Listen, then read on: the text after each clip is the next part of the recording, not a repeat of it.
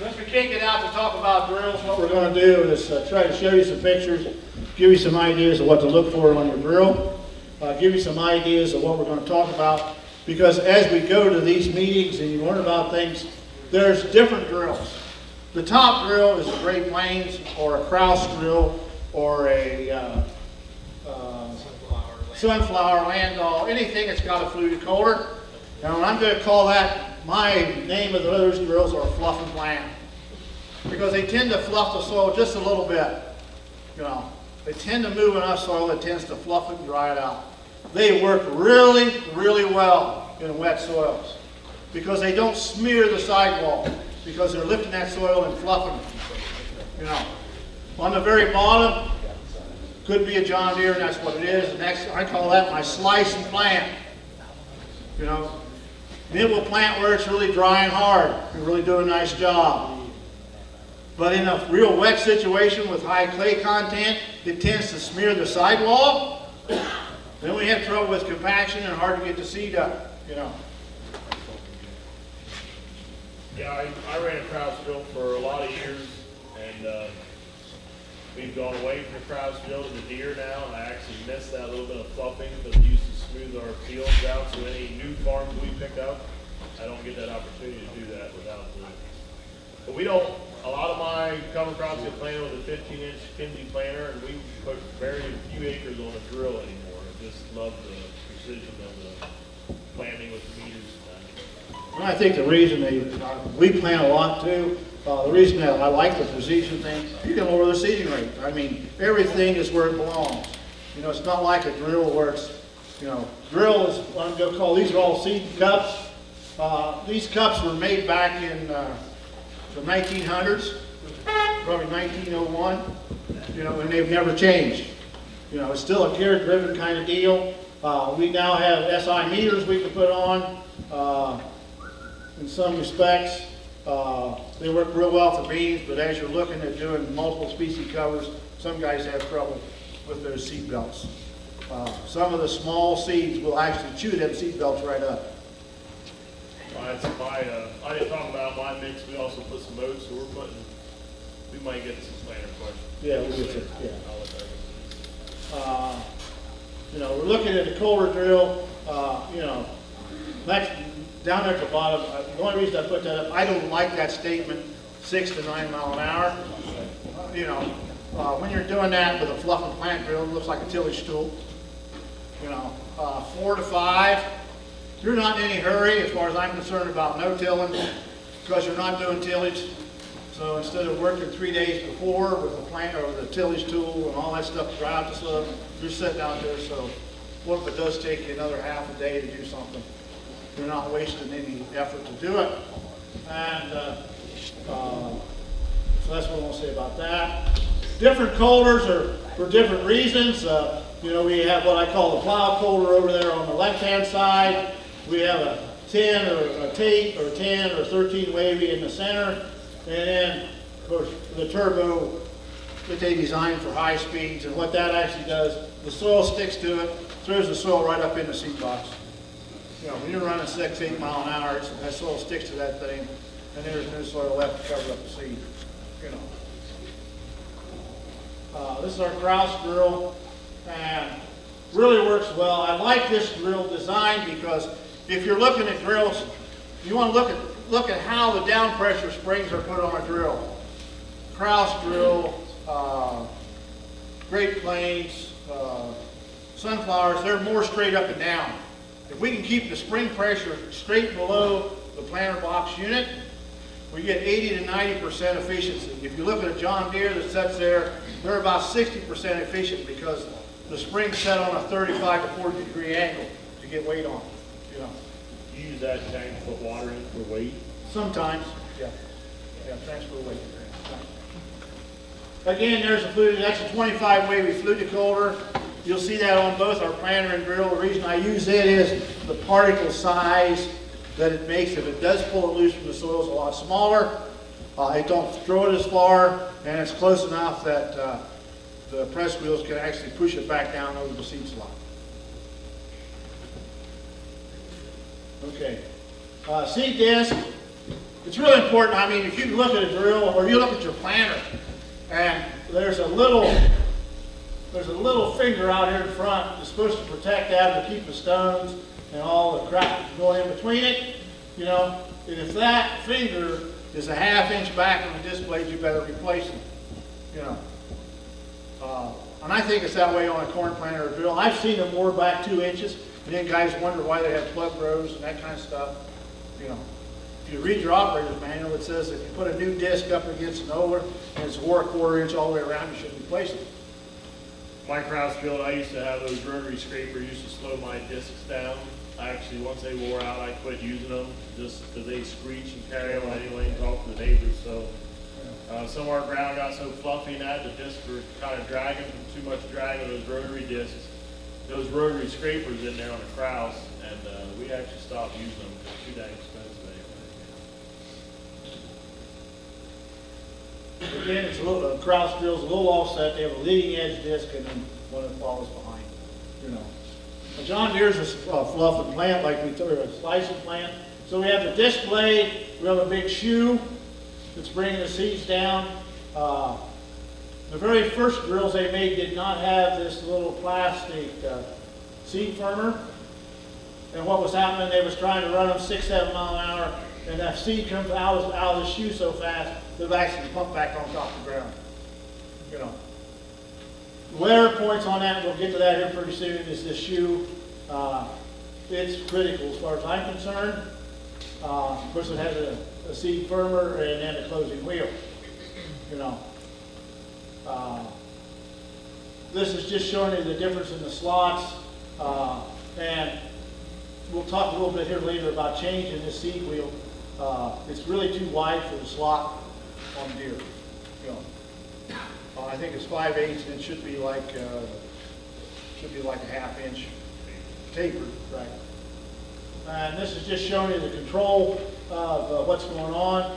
Some seeds are too deep, some are too shallow, you know, and how the V opener is supposed to look when you got it set just right, you know.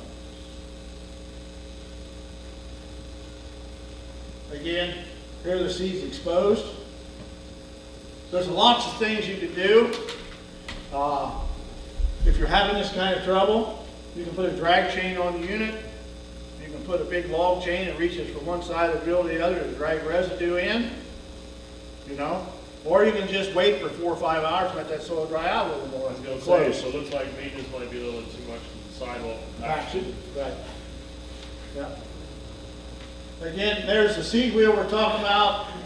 It really doesn't go in the seed slot. It just kind of runs on the top of it. If you look at, there's a couple companies that's making tapered seed shoes or seed rollers. Needham's a real good source for that. But actually it's tapered and goes right down and pushes on the seed to get good seed to soil contact.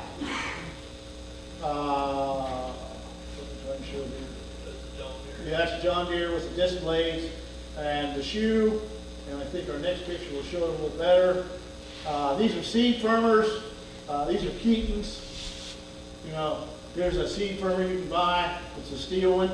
The problem with it is the soil sticks to it pretty bad. You know, it tends to throw the seed back out on top of the ground when it's sticky. Dewy in the mornings. Closing wheel arms.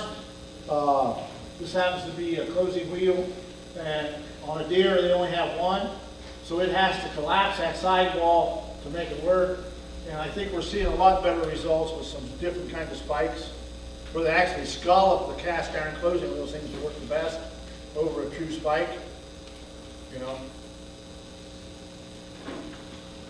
There's a Neaton wheel. You can see it's tapered. A lot of different rubber tires. Stalk drill from John Deere has a 3 1/4 inch rubber tire. You can go down to a 2 1/2 with a concave in it. The concave allows that soil to pick up and push down a little bit better for the closer, you know. Things you want to watch, there's the wide rubber wheel. They make one that's half that wide. Really nice for cover crops and hard soils. But if you go to conventional, it's too narrow. The way that drill pushes that rubber tire right in the ground, so it won't float anymore, you know. and the difference between closing wheels, smooth cast versus a notch cast. And there are now companies you can take these to, and they'll actually make them notched at a reasonable cost, you know. Planters, a lot of things you have to learn about planters to make them work. I thought this was a good saying. It haunts you all year. If you don't do a good job planting, it will haunt you all year. You know.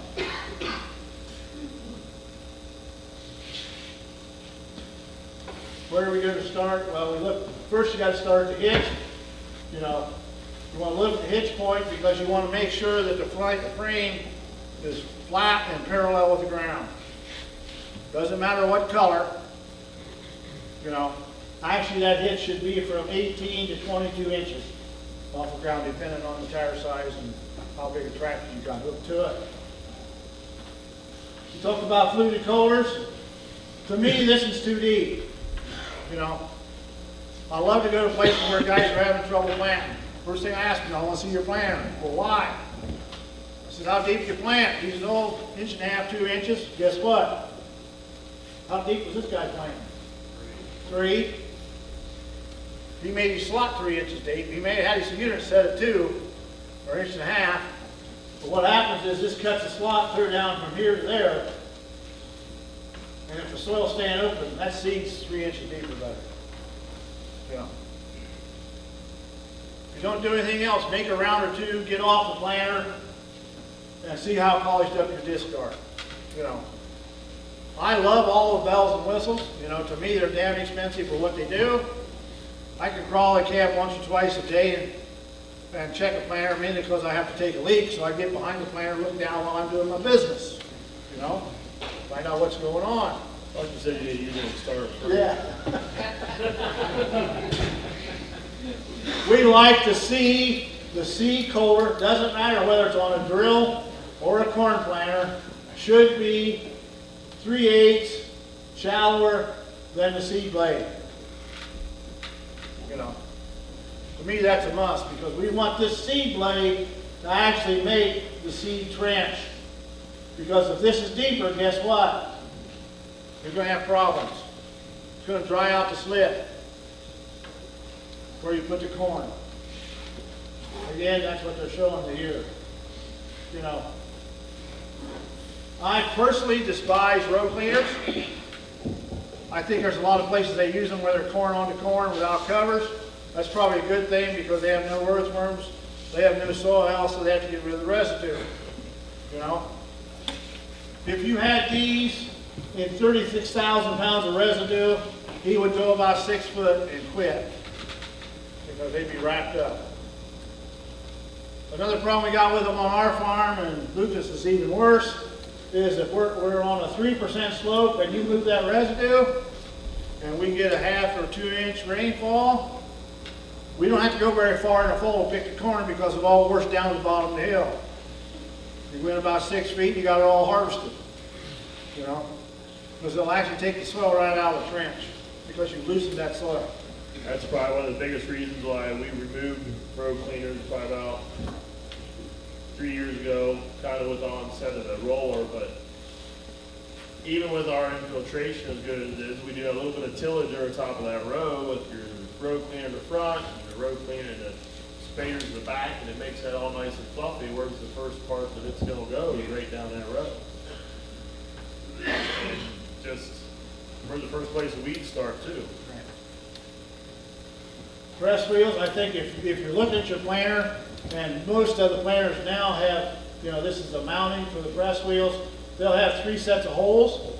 I like to stagger my closer wheel. Set one of them ahead just a little bit so it starts collapsing that seed trench and allows the back one to finish it. You know, if they're side by side, it's tough to shove that soil equally the same, you know.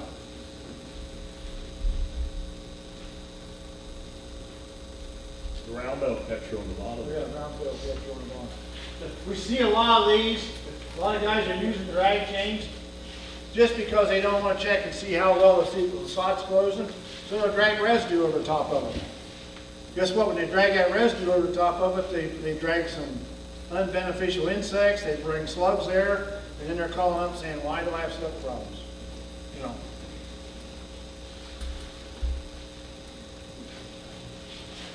See a lot of this. I think this is all right. I don't like two of them together because I think then it's like a rotary hoe, and I actually will throw the seed corn out of the trench. You need one smooth wheel or one cast wheel to help hold that spike out of the ground. If you're looking at that spike and it's polished clear up to the hub, it's running too much down pressure. You know. Now I'm saying that one's too much because he's almost maximum down pressure. That's what I noticed when we run without covers. We used to run no down pressure. We ran the Martin Till system for years, loved it. We got into the covers, planting green for quite a few years, couldn't get that seed slot shut. What do? We pull the T-handle back, we're shoving in the ground, and it was like, this is defeating the whole purpose, and that's why I ended up just start taking them off. I ran Thompson closing wheels for a couple years from Exacta. Claimed they would not wrap and cover, so I was like, sure, we'll give them a try. I Hackney read in one of their magazines, the one magazine that I said that I took them off, and he said I didn't have the right scraper. He called me up, emailed me, said I need a different scraper, so I said, okay, send them to me. He sent them to me, I stuck them on, I got a bill in the mail, and they still wrapped. But he said I stuck them on wrong, but they're now in the corner of the barn that I don't use anymore. We went back to cast iron closing wheels.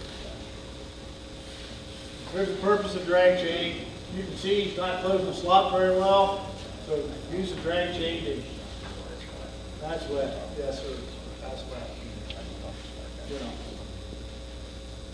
Again, needs adjustment, you know, he's not closing very well. Probably could have put it down one notch and been all right. Some of this soil's hard to close.